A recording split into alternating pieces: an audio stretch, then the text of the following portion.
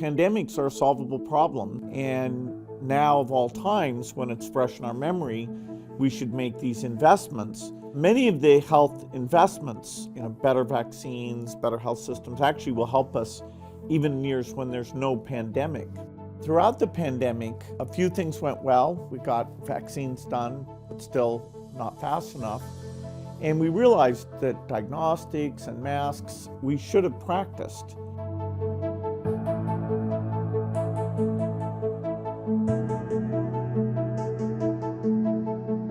This book is to say, what are the lessons and exactly how do we coordinate, particularly this idea of practicing, so that in the first 100 days, you stop the disease before it gets up into these gigantic numbers. Most people would be stunned to hear there is no significant full-time group and there is no ongoing practice regimen. And so the contrast I draws is to our preparation for fire, where in the United States there's 370,000 full-time fire people. There's 9 million fire hydrants, and yes, we've reduced death from fires. You don't have, many buildings catching other buildings on fire. And the pandemic has been like a global fire, but without any preparation.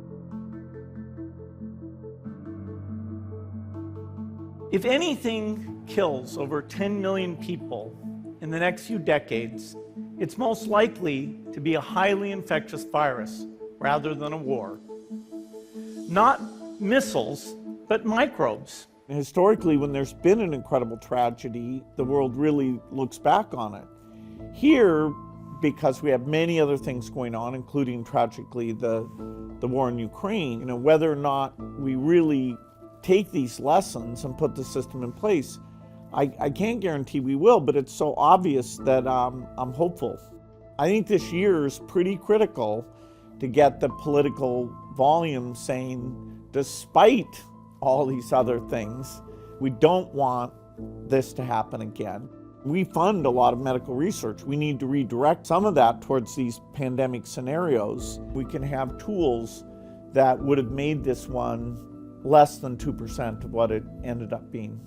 And so, I'm bold enough to say that, we won't have another pandemic like this if we practice and invest.